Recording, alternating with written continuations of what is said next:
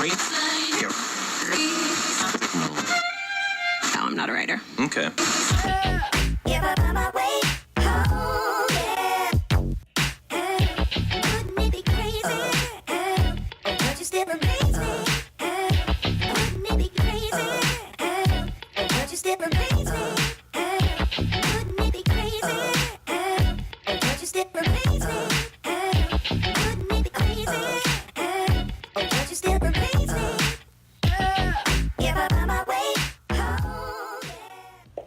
What's up, everyone, and welcome to the very first episode of BouKay, the talk show. The time has finally come. I am so excited to get this started because I've been wanting to do this for pretty much as long as I can remember, but I never really had the means to do it. But I finally got some nice little lighting to put in my room. Got my little phone set up on a stand, so we all good.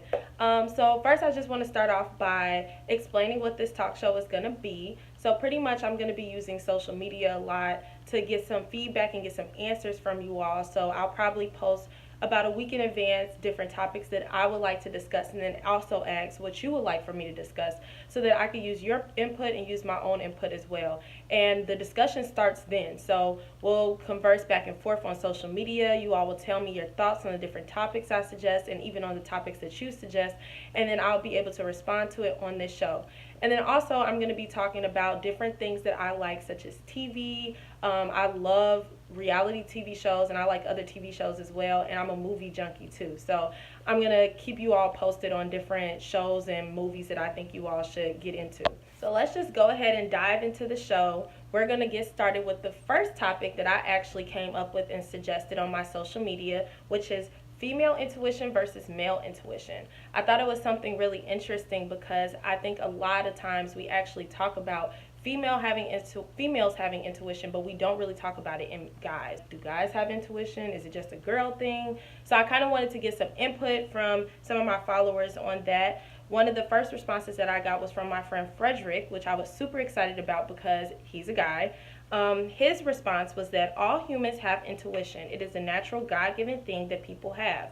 But if we talk about emotions, men have been socially engineered into suppressing them more often.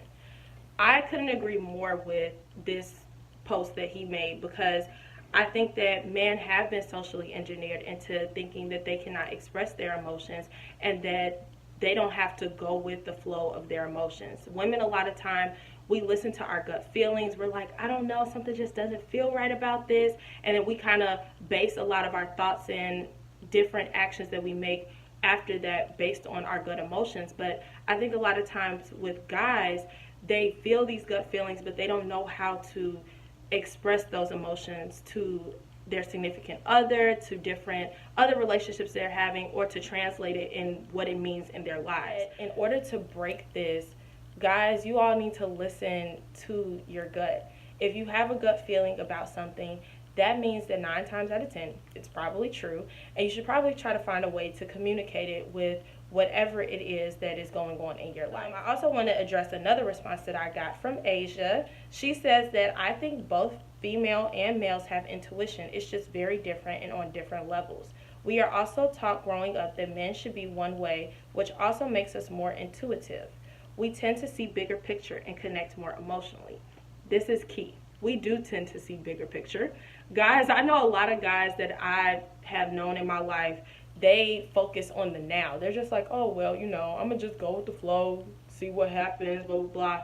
And then they move forward after that. I don't want to say that that's men across the board because I know that there are men who can communicate their emotions, they can communicate their feelings, and then they also look forward to the big picture. But I think that it's more natural to us women. Like, we are able to tap into it because from a young age we are taught that it's okay to do that.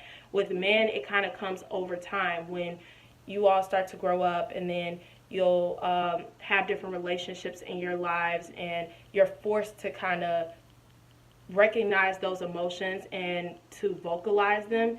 Then you're able to start like putting an act on it. So I think that men, you all should just be able to try to tap more into those emotions. Like, it's okay, it's natural. Don't be scared by it.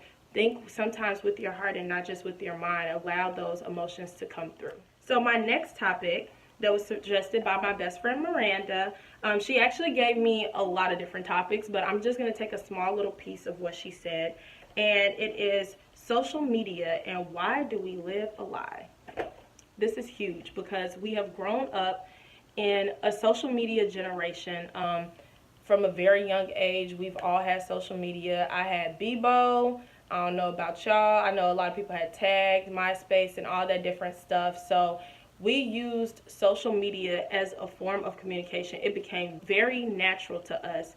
And we know that this is something that we've always had in our lives. But I think that we're now using it as sort of a crutch, and we're using it as validation because we want to post things and we want to talk about things that are happening in our lives so that we feel like we are on the same level as other people that we are seeing on social media.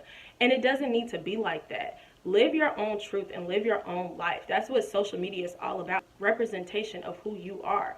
So if you're posting on social media different stuff just so you can feel like you're keeping up and all that different stuff, you don't even know what these people are really doing in their real lives. Like, a lot of people are living a lie on social media, and they're posting all these different things, showing these places that they're going and all this different stuff, but they're not showing how that is backlashing them later on. Because I know I just recently went to Vegas, and I'm still trying to come back from that because I don't know who I thought I was and what money I had to spend, but that's what I'm saying. Like, people will go on these trips and they do all these extravagant things, and it doesn't necessarily line up with where they're at in their lives. So don't feel pressured to live such a lie on social media. Just show who you are, like, show your truth. I think another thing is taking breaks from social media because of the fact that it is so much competition to be a certain kind of way when you see other people doing these things.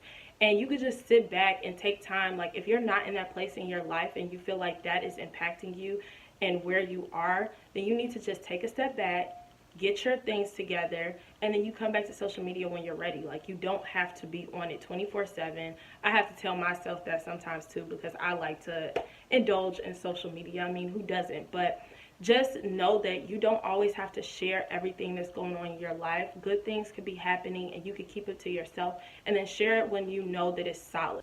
Sometimes we speak on things too soon and we say things about things that could be happening in our lives and they're not necessarily there yet. So just take the time to yourself, get your things together, do you, and then move forward. To end, I want to share a couple of shows that are going to be coming on in August that I'm super excited about. Actually, it's 3, not just a couple. So the first one I think that everybody is really excited about, which is Insecure. It comes on August 12th.